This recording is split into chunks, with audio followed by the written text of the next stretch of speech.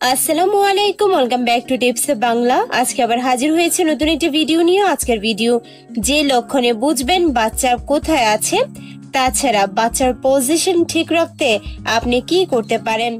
দুটো টপিকসই খুবই গুরুত্বপূর্ণ, তাই শেষ পর্যন্ত দেখুন। ভালো লাগলে টিপস বাংলা চ্যানেলটিকে সাবস্ক্রাইব করতে ভুলবেন না। আপনার বাচ্চা গর্ভাবস্থায় ঘুরে বেড়ায় এবং বিভিন্ন স্থান পরিবর্তন করে।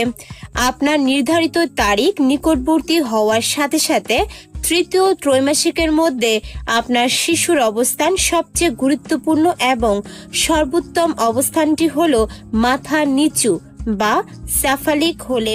শিশুর অবস্থান বিভিন্ন ধরনের হয়ে থাকে, সেগুলো নিয়ে আমরা আজকে আলোচনা করব। ঘরোয়া পদ্ধতিতে আপনি যেভাবে বুঝবেন বাচ্চার অবস্থান গর্ভের কোথায় আছে। বীজ পজিশনে বাচ্চা থাকলে আপনার বেশ অস্বস্তি লাগতে পারে। পাঁজরের নিচে গোলাকার শক্ত মাংসের খণ্ডের মতো লাগবে, যা বেশি নড়াচড়া করতে পারে না। এটাই বাচ্চার মাথা। বীজ পজিশনে বাচ্চা পিঠের দিকে ফিরে থাকলেও নড়াচড়া কম বোঝা যায়। বাচ্চা যদি পাঁজরের নিচের দিকে থাকে, তার সাথে নাভির বাহিরের টান অনুভব করেন বা অনেক সময় বেশি নড়াচড়া করে, বুঝবেন বাচ্চা অ্যান্টেরিয়র পজিশনে আছে।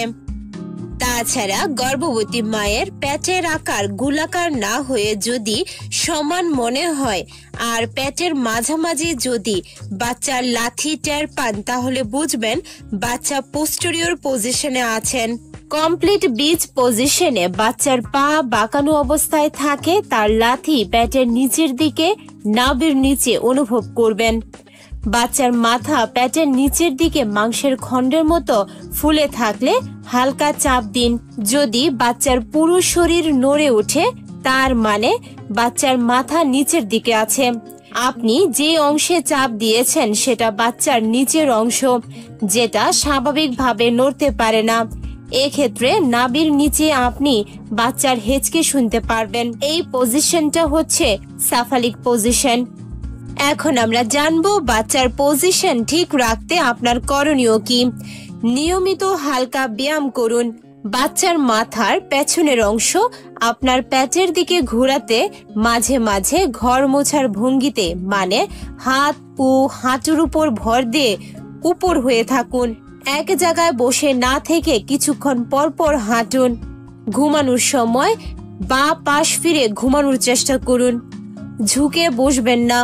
বসার সময় হিপ হাঁটুর উপরে রাখবেন যাতে জরায়ু সামনের দিকে থাকে। তাছাড়া গাড়িতে বা সোফায় বসে টিভি দেখার সময় পিছনে বালিশ দিয়ে বসবেন। বাহির থেকে কোনো আঘাতপ্রাপ্ত না হলে কিংবা খাদ্যজনিত সমস্যা না হলে মায়ের গর্ভে যে কোনো পজিশনে নিরাপদ। সোজা বাঁকা বা পাতালে নিয়ে টেনশন করার কিছু নেই। ইসিজি করার মাধ্যমে কেবলমাত্র বাচ্চার এক মুহূর্তেরই পজিশন দেখা যায়, কিন্তু প্রকৃতপক্ষে বাচ্চা হাজারবার তার পজিশন পরিবর্তন করে, যা স্বাভাবিকভাবেই সময় মতো পজিশন ঠিক হয়ে যায়। তবে 37 সপ্তাহের পরে বাচ্চার পজিশন যা থাকে তাই থাকার সম্ভাবনা রয়েছে। এরপর বাচ্চা তার পজিশন পরিবর্তন করতে পারে না।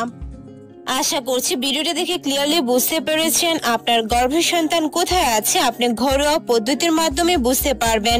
তাছাড়া বাচ্চার পজিশন ঠিক রাখতে এই করণীয়গুলো অবশ্যই আপনাকে করতে হবে। ভিডিওটা ভালো লাগলে টিপস বাংলা চ্যানেলটিকে সাবস্ক্রাইব করতে ভুলবেন না। আল্লাহ হাফেজ।